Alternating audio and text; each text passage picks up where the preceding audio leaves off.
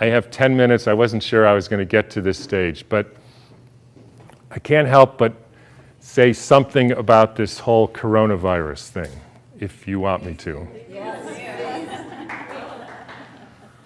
So, again, when you know Steiner, you have the answers to the test, but you have to then figure out the details. In 1918, after the biggest pandemic, the Spanish flu pandemic of 1918, Steiner was asked, what was this all about? And he said, well, viruses are simply excretions of a toxic cell. Viruses are pieces of DNA or RNA with a few other proteins. They bud out from the cell. They happen when the cell is poisoned. They are not the cause of anything. And the first way I would encourage you to think about this is if you are a famous dolphin doctor, right? And you have been studying dolphins in the Arctic Circle for hundreds of years, or at least a long time, and the dolphins were fine. And then they call you up, Fred, all the dolphins, or a lot of the dolphins are dying in the Arctic Circle. Can you come and investigate? Right? And you have one question to ask. So, show of hands. How many of you would say, I want to investigate a dolphin to see the genetic makeup of that dolphin? Nobody, because that's stupid. How many of you would say, I want to see if this dolphin and that dolphin has a virus because it might be contagious and that's why all these dolphins are getting sick? That fellow. How many of you would say, excuse my French here, somebody put some shit in the water here? Like Exxon Valdez? Anybody? Everybody. Because that's what happened. And the cells get poisoned.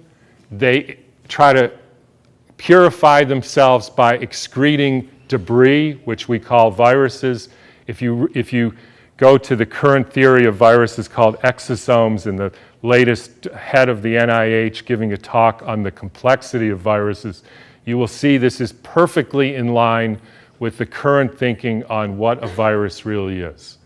I had a dramatic example of this when I was growing up. Right outside our house, there was a wetlands, and it was full of frogs, and the frogs kept me up at night, so I taped the windows, and in the spring they made a big racket. And then over time, the frogs were all gone. How many thinks the frogs had a genetic disease? How many thinks the frogs had a virus? How many think somebody put DDT into the water? That's what happened. Diseases are poisoning. It's one of the reasons why vaccines, so let me skip that for a minute. So what happened in 1918? There was a huge, in every pandemic in the last 150 years, there was a quantum leap in the electrification of the Earth. In 1918, late fall of 1917, there was the introduction of radio waves around the world. Whenever you expose any biological system to a new electromagnetic field, you poison it, you kill some, and the rest go into a kind of suspended animation so that, interestingly, they live a little bit longer and sicker. And then starts in World War II with the next pandemic with the introduction of radar equipment all over the Earth, blanketing the entire Earth in radar fields. First time humans have ever been exposed to that.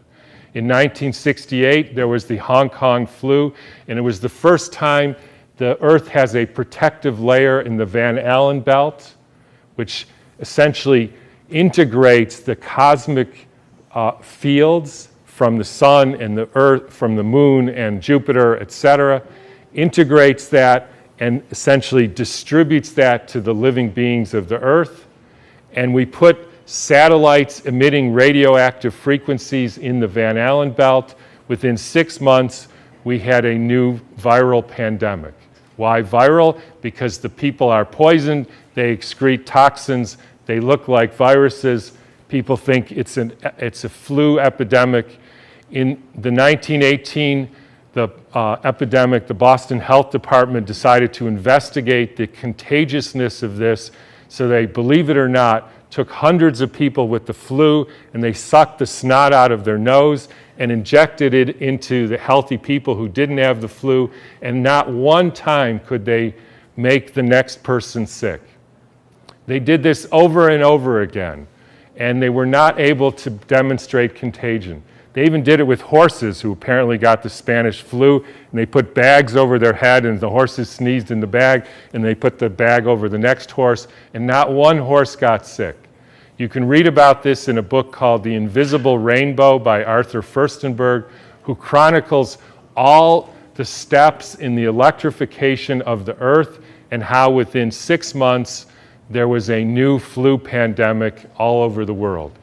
And when you hear the normal explanations, how did it go from Kansas to South Africa in 2 weeks? So the entire world got the symptoms at the same time, in spite of the fact that the mode of transportation was horseback and boats, and there's no explanation for it. They just say, we don't know how that happened. But when you think about it, with these radio waves and other frequencies that some of you have in your pocket and on your wrist, you can send a signal to Japan and it arrives instantaneously. So any of you who don't believe, there is an electromagnetic field that communicates globally within seconds, just is not paying attention to this.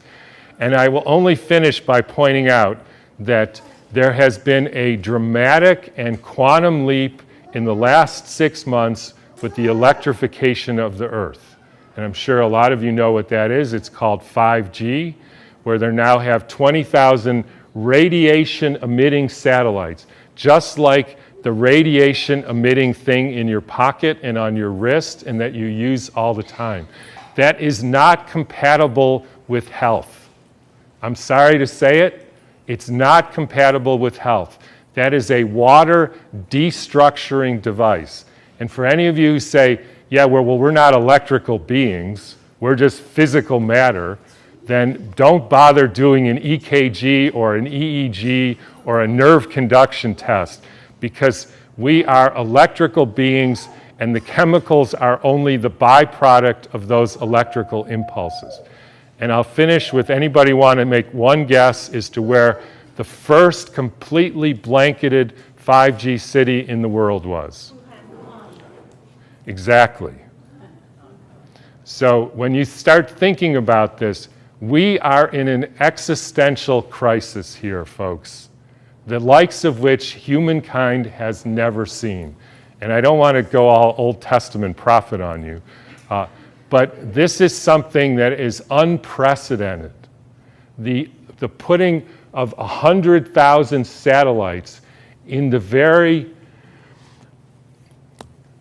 blanket of the earth. And by the way, as I was going to say earlier, this actually has something to do with the vaccine question, and this got brought home to me because about a year ago or so, I had a patient who came in who was totally fine, a surfer and all, and then he works as an electrician putting in Wi-Fi systems for very wealthy people.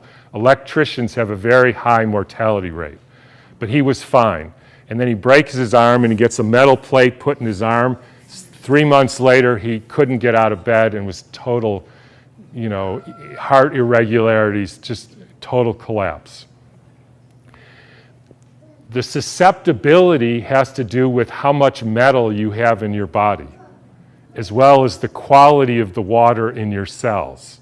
So if you start injecting aluminum in people, they become receptors for absorbing increased electromagnetic fields, and that is a perfect storm for the kind of deterioration of the species, which is what we're now experiencing.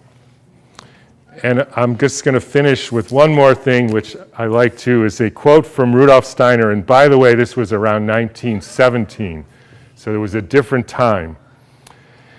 In times when there were no electrical currents, when the air was not swarming with electrical influences, we're talking 1917, it was easier to be human.